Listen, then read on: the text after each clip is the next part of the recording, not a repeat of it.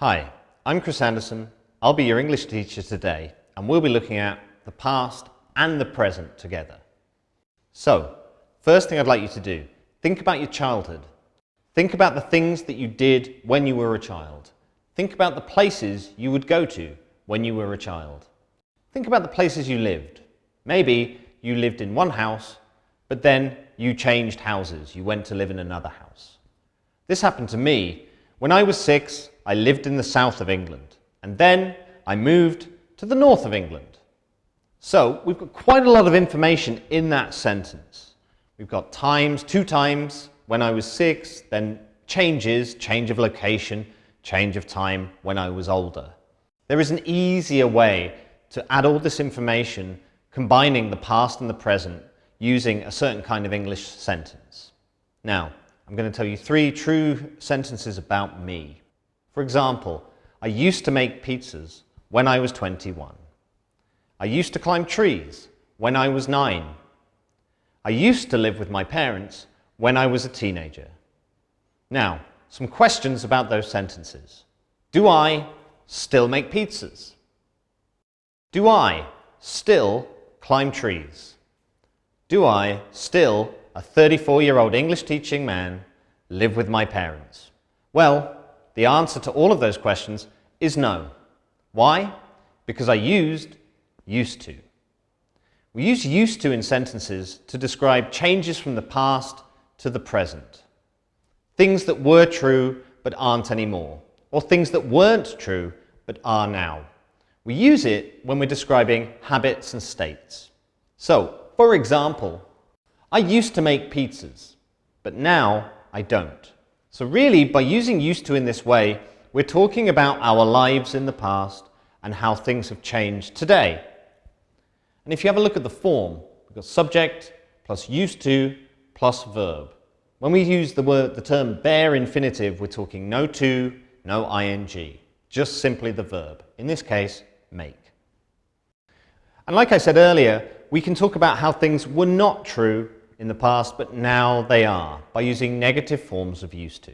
For example, I didn't used to live in my car, but now I do. So again, what we're talking about here is how the past was different to the present. And in this case, we're talking about how probably our life was going a little bit better, we weren't living in a car, but now, today, unfortunately, we are.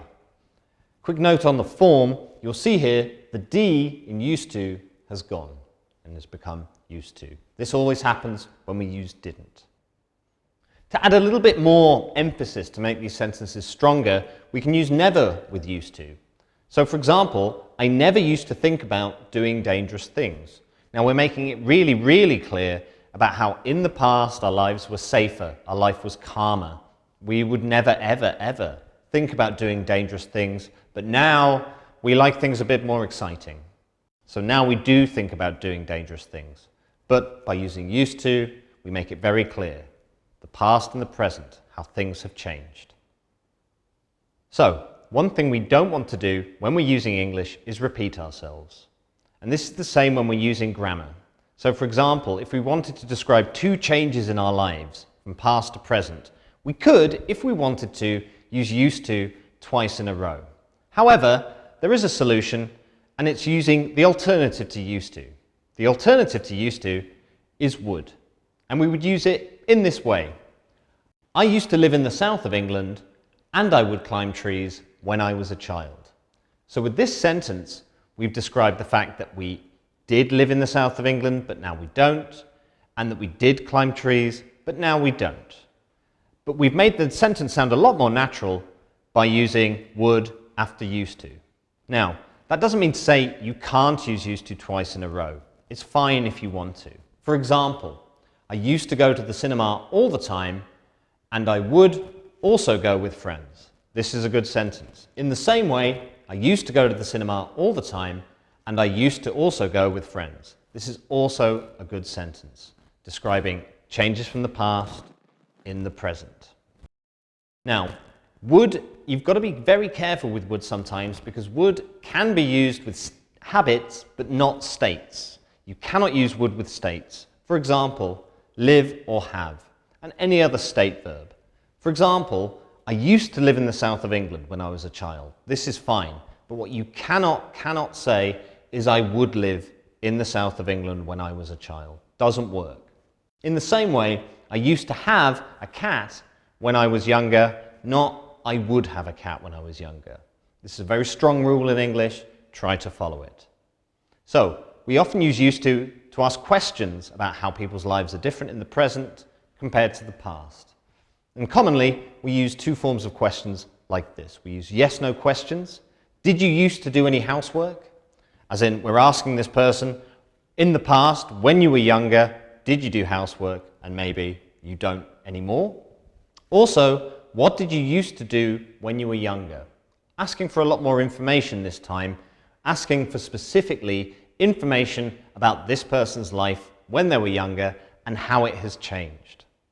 You will see as well, the used to in questions is similar to that of the negative, as in we don't have the D that is present in positive forms of the sentence.